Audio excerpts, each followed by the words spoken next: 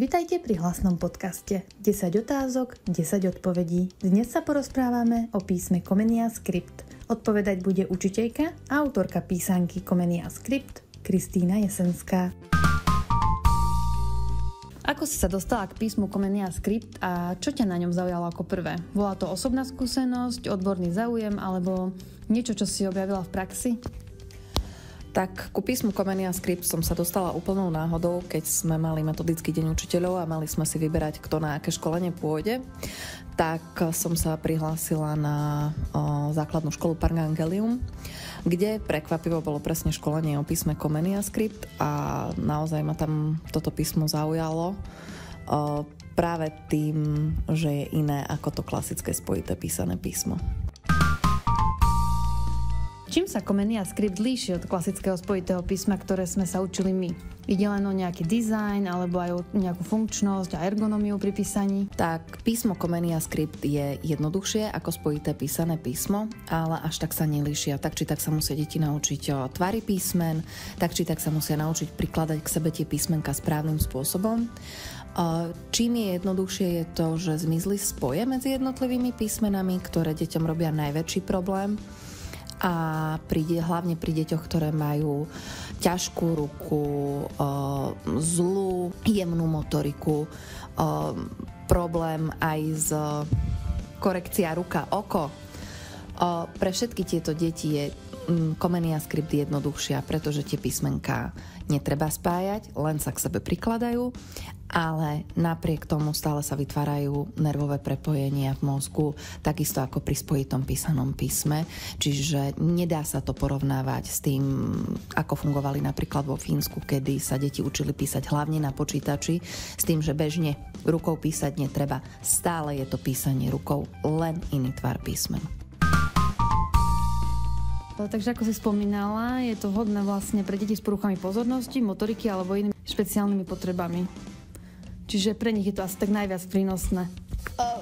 Áno, súhlasím s tým, je to prínosné pre tieto deti, týmto deťom to naozaj uľahčí život a fungovanie, ale aj pre bežné deti je výborné začať v prvom ročníku s týmto písmom.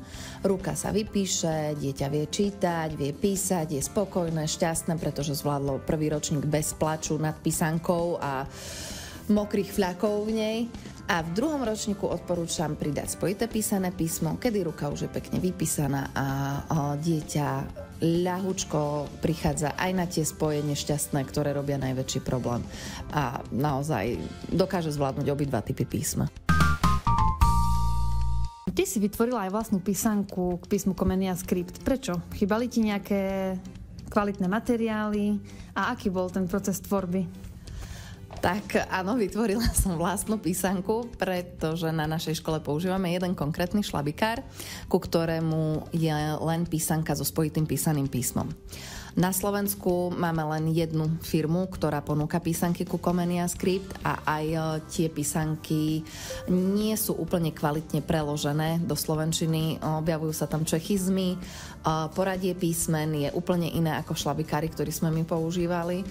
A bolo naozaj frustrujúce deťom hovoriť, tak teraz píšeme na strane 5 a na druhý deň sme písali na strane 10 a chvíľami som sa aj ja v tom zamotávala.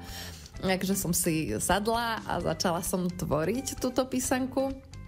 Sú to 3 diely písanky a strávila som nad nej takmer rok a pol, kým som to dokončila. Ako reagujú deti, keď sa učia písať Comenia Script? Sú rýchlejšie, presnejšie, menej frustrované? Máš nejaké konkrétne príklady aj z vlastnej praxe? Určite mám aj príklady z vlastnej praxe a presne ako si povedala, sú určite rýchlejšie, menej frustrované, presnejšie sa naučia tie tvary, naozaj je to pre nich jednoduchšie. A čo sa týka príkladov z vlastnej praxe, mala som deti so špeciálnymi potrebami, ktoré by spojité písmo nezvládli. A naozaj tú Comeniu zvládli bravúrne. Čo ešte ja musím podotknúť, my sme začali s Comeniou presne v tom roku, kedy nás zavreli. A zavreli nás v druhom polroku prvého ročníka, kedy sa preberajú tie najťažšie písmená F, G, H. A to bol moment, kedy ja som si povedala, ešte, že učím Comeniu a nemusím cez online, cez počítač učiť deti písať malé F. Naozaj v tomto smere to bolo oveľa jednoduchšie a myslím si, že to tým deťom počas toho covidu napríklad veľmi pomohlo. A čo hovoria na toto písmo rodičia? Čo kolegovia, učitelia? Je to pre niektorých ešte stále nejaká taká kontroverzná téma? Je to kontroverzná téma, pretože rodičia väčšinou prichádzajú s tým, že nevedia, o čo ide. Sú vystrašení, že ich dieťa sa nenaučí písať. Najväčší problém majú s tým, ale moje dieťa sa nebude vedieť podpísať. A nie, bude sa vedieť podpísať. Nebojte sa, zvládne to. Každý má svoj vlastný rukopis. Ja poznám kopec ľudí, ktorí sa podpisujú aj v dospelosti tlačeným písmom. Naozaj je to veľmi individuálne a aj medzi kolegami sú niektorí zástancovia klasického spojitého písma a niektorí sú jednoznačne tak ako ja za písmo Comenia Script. Je Comenia Script oficiálne povolené používať na slovenských školách? Potrebujú školy alebo učitelia nejaký súhlas, ak sa rozhodnú ísť touto cestou? Pokiaľ ma moje vedomosti neklamú, tak v zákone je napísané, že dieťa môže písať akýmkoľvek spôsobom, hlavne aby sa písalo rukou. To znamená, že je jedno, či používa Comenia Script alebo spojité písané písmo. Ak však chcete učiť písmom Comenia Script, potrebujete si urobiť školenie, ktoré ponúka jedna zo slovenských firiem. A ako vidíš budúcnosť písma v školách? Myslíš, že budeme v budúcnosti učiť deti len tlačené písmo, alebo úplne inak, ostaneme pri písanom, alebo prejdeme rovno na počítače? Prejsť na počítače by som nechcela. To si nemyslím, že by to bol dobrý nápad, napriek tomu, že ja som počítačový maniak. Je dobré vedieť písať aj tou rukou. Neviem sa vyjadriť, netuším, nemám predstavu. Ja dúfam, že sa prejde na Comeniu a to spojité písmo postupne prejde do úzadia. Tak, ako sa vyvíjalo písmo za 2000 rokov, tak verím tomu, že sa bude vyvíjať aj ďalej a nezaspíme niekde dobu. Všetko to záleží aj od prístupu rodičov, aj od učiteľov, od novej reformy. Je tam príliš veľa faktorov na to, aby som sa mohla k tomu vyjadriť. Ak by si mala odporúčať 3 veci, ktoré by mali školy zmeniť v prístupe k výučbe písania, čo by to bolo? Napríklad nejaký prístup, materiály, metodiku alebo samotné hodnotenie? Tak čím by som ako prvým začala, by bolo to, že by som zrušila spojité písané písmo povinne, prešla na Comeniu.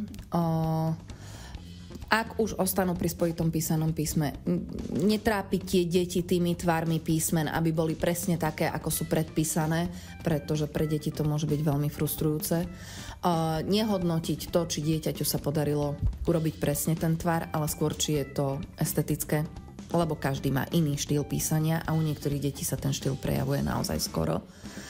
A to je asi tak všetko. Hodnotiť, nech hodnotia. Čo by si odkázala rodičom, ktorí zvažujú, či je Comenia Script pre ich dieťa vhodné? Na čo sa majú zamerať, keď uvažujú o zmene písma? Deti ako také samé prirodzene prechádzajú na 2. stupni k písmu Comenia Script. Lenže si ho upravia po svojom, tak ako my sme skúšali rôzne druhy písma na tom 2. stupni, keď sme konečne to mali povolené.